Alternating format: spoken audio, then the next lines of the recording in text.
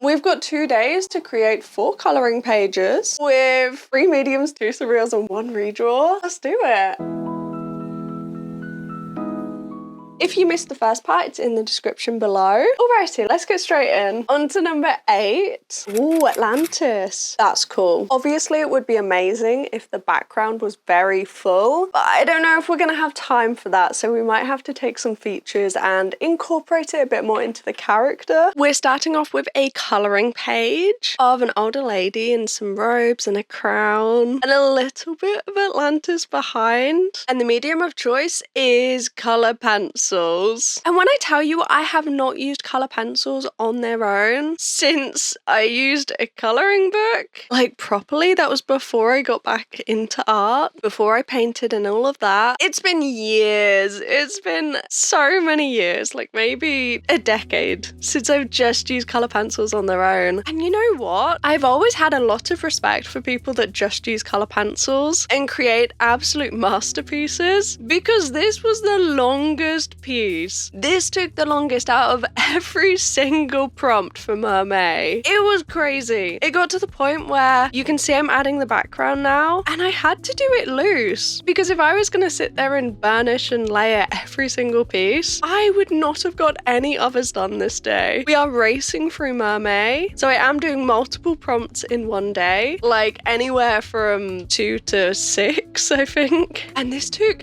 ages. If you're a colour pencil artist out there, huge respect, because I do not have the patience. I think I'll stick with my paints. Watercolor is so easy in comparison, and it's so fast. Saying that, I think I did okay. Don't really have much knowledge on colour pencils and how to use them properly, so I tried to layer, have some lovely bright colours underneath, and the skin tone almost looks like a skin tone, whilst being a cute pastel piece. I don't know, let me know what you think. The background really could have done with a lot more details. It could have done with another hour or 2. But you know what? We have to be quick. We have a lot of prompts to get through. And it was at this point I decided to randomly add a bit of green to the background. Just a bit of texture, I guess, because I just really could not spend very long on it. I've already spent the longest time possible on this. Do you know what though? I really do love it. But I think in future I'll probably do alcohol markers first, with a little bit of colour pencils on top layered like this. Just skip a few steps, because you know what? This was crazy, and it's not making me want to rush to colour pencils, even though it looks really, really cool. It's a tricky medium to use on its own, and I don't know how you guys are doing it.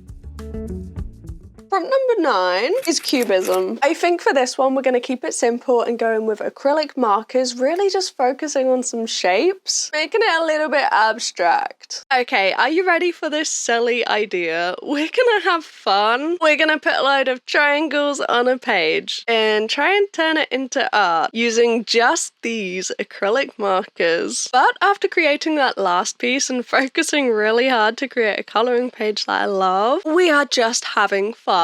Starting off with red for the first triangle. This is the entire piece. It's just triangle after triangle. But this is one of those therapeutic techniques that are really good if you're using art for your mental health, which I've done a lot in the past. Art can be a really fantastic form of therapy. If you're really struggling and it's gone a little bit too far, obviously it is hard to reach for art at that point. But whilst you're recovering from mental illness, art really can be amazing, because you get a sketchbook out like this, doing a silly design, adding random blobs and shapes, and it really takes you out of wherever your head was. It's like you're transported into a different space, and sometimes if you're struggling with your mental health, that is all that you need. You're not going to magically become better instantly, but if you can have a distraction to take you away from those horrible thoughts, it can really help. So I would recommend this technique if you want to just relax and have fun and get your mental health to a better spot. Moving on to number 10, Lost and Found. That's a bit of an odd one, I'm not gonna lie. Maybe an iconic duo.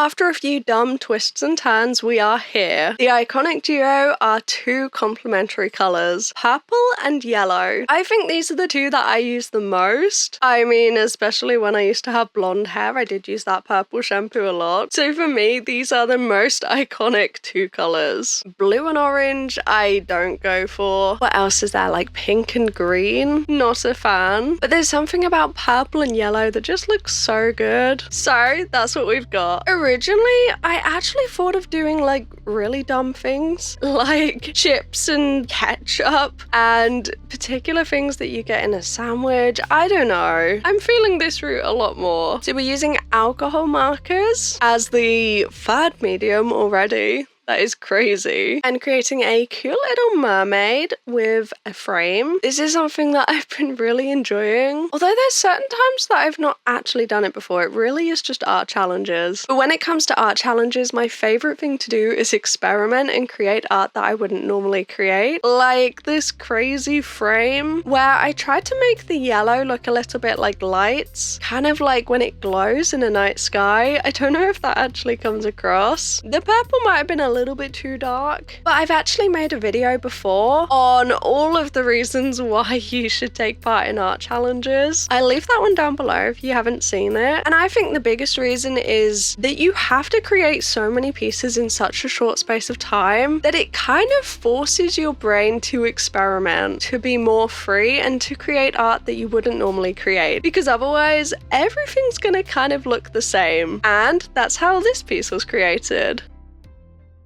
Prompt number 11 is guard. You know, I think that could be really cool to lean into. Maybe like a fantasy setting. Obviously it's already a mermaid, but like a guard mermaid. So like they have armor. What do you know? It's only taken 11 prompts for me to realize that we need to have some boys in this coloring book. So far, we haven't got any. And even if I do include the characters that we created in the Star Sign series, that's an idea that I had. Let me know if you're interested in that. But I did think that we might be able to include those characters in this coloring book, which would be really cool. But we've still only got a few boys in there, or men, so we need to make more. And that's where this character came along. The idea for this character is that they are, I'm gonna say it, a guard from Skyrim. That is the idea for this character. And you might be able to see, if you have played the game, where some of the elements have come from. I did extend the chainmail a little bit, and my thinking was if this was in a coloring book, it would actually be really handy because obviously I have to get it all completely correct. But if the chainmail is already drawn out, all you need to do is add color on top. So I think this would be a really cool idea for a coloring book because chainmail is something that is not fun to draw. I drew all those circles, it wasn't fun, but having it in a coloring book skips a lot of steps and it will still look really cool without the hassle that comes with drawing. There's a couple of elements coming up as well that follow that same system where it's like, what would you like to color but not like to draw? Chainmail. Experimented a little bit with the face, struggled a bit with the face, but I think I'm loving where my art style's going. And you know what? I think it kind of works. Like it kind of looks good in a crazy way. Oh, number 12 is to redraw an old mermaid. We need the sketchbook. We've got to go have a look. This is the character that we're going to be drawing. We need blues, we need yellows, and green for the tail. But you know what? I don't think we're going to use alcohol markers. I think we're going to go back to acrylics for this chunky set. It actually has a big chunky nib and then like almost like a fine liner with it. It's a really weird set. And honestly, I haven't actually used the fin tips very much.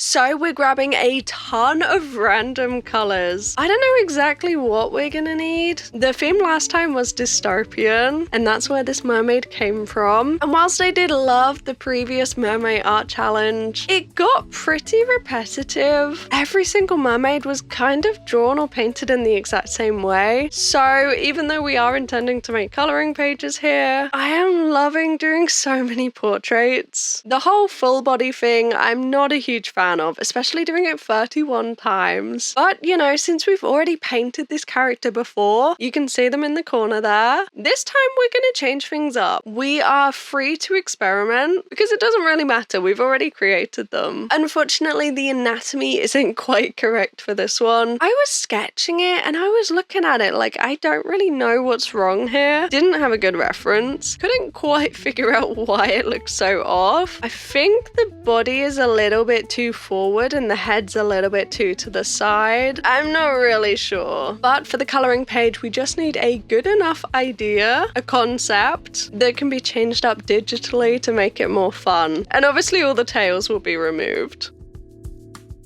Prompt number 13 is cabaret. We've got to lean into some fun outfits really, haven't we? I said we'd be changing things up and we are. Already packing away all of those acrylics because we're going back to alcohol markers. This is a week of experimentation. I don't know if you can tell. We're going crazy and it continues because we're reaching for the pinks and the grey markers. We're going to be making something that's almost monochromatic and I don't know if this is gonna work, but let's try it anyway. The prompt is cabaret. The theme is Liza Minnelli. That's the kind of vibe we're going for. As you can see, there is a tail in the background. This is a really simple way for me to create the coloring pages, but turn them into mermaids and then digitally kind of remove the tail and put them in a different environment. So we're using the prompt to create the ideas because let's be real, if I did not get this prompt, I wouldn't have thought of this idea. I love the theme and I wouldn't have thought of it. So that's why we're using mermaid. That's why we're using an art challenge, because we can take those prompts and create diverse, dynamic characters with really interesting themings that I wouldn't have thought of. Generally, when I paint characters, it's very much like, this is a portrait. Or like, whenever we do something for the Create This book, it's like, I'm painting a portrait. It doesn't have theming, not like this. So I love the concept. I'm not sure what the background will be when it's turned into a coloring page, but I think it's turning out cool. Oh, also, every single one of these coloring pages is gonna have slight highlight markings. I don't know if you can tell, in every single piece that's been created so far for the coloring book, there are loose highlight areas. There'll be a blob on the head, or you can see there's a blob on the cheek, the chin, the nose. The coloring book is aimed for beginners, so each piece will have a loose highlight area marked, just to make it a little bit easier to follow, because really I want this coloring book to be perfect for beginners, for people that don't have very much experience with portraits, that don't like anatomy, which is completely fair. And this way you get to create a portrait without having to study anatomy and all of that faff. Number 14 is Brave.